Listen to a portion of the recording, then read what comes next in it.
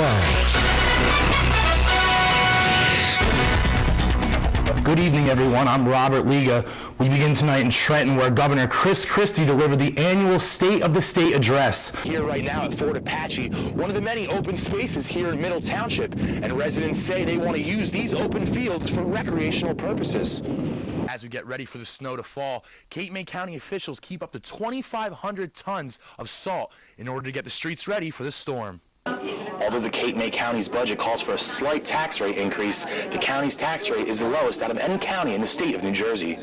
What started out as a typical day at the park quickly transformed into a nightmare for Nicole DiBianca and her 3 younger cousins. Yes, terrifying. Unexpected. You don't expect to be attacked by 2 Rottweilers in a playground.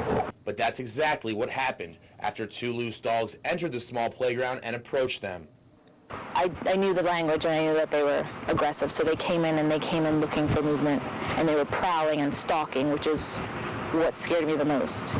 Growling and showing other signs of aggression, the dogs turned their attention to DiBianca's 7-year-old cousin. I could see a bunch of scenarios happening, so I did the best that I could to draw all attention to me.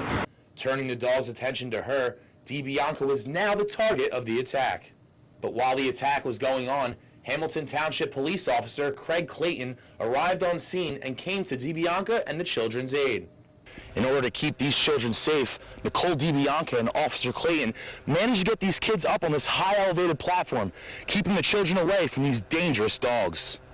With the children out of harm's way, the dogs continued their attack, and Officer Clayton was forced to draw his weapon and fire. He really tried the best that he could to injure the dog without having to cause final and serious injuries, but it took more shots and things like that to actually put the dog to make him stop biting. After being shot 3 times, the dog stopped the attack, walked away, and died. The second dog fled the scene, and DiBianca, who only suffered minor injuries to her arm, says this terrifying experience doesn't change her love for dogs. Unfortunately, it ended badly. I still love pit bulls, Rottweilers, German Shepherds. I agree that you shouldn't punish the deed. You should punish the deed, not the breed. Reporting in Mays Landing, Bobby Liga, News Channel 40, NBC. In 1968, a man with a dream for equality was killed, and on this holiday, dedicated to Dr. Martin Luther King Jr., Atlantic City residents honored his legacy on the streets of Atlantic City. The dream will not die. The dream will continue to live on. We must continue this struggle. The struggle here in Atlantic City is keeping violence off the streets after the city faced one of their most violent years in history. Stop the violence! Keep the peace! Stop the violence! Keep the peace! And some residents believe that uniting as a community can help put a stop to all of the crime. There is a solution, it's common ground, and that's everyone coming together to try to combat what's going on in our communities. The MLK March ended here in the Civil Rights Garden, and these line pillars that you're looking at, they're not yet finished, symbolizing the ongoing civil rights struggle and the need for the community to find a common ground. It's always going to be a continuous fight. No one, or no entity always comes together, but we can come together in a common goal, and that's to build up our society.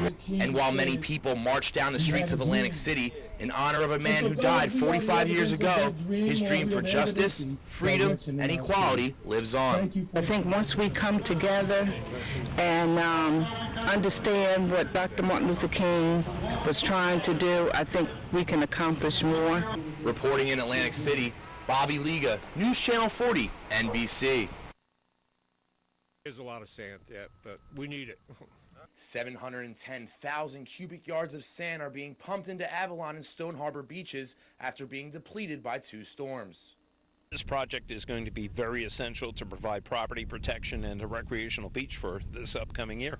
Officials say this extensive project can help prevent further damage from potential storms.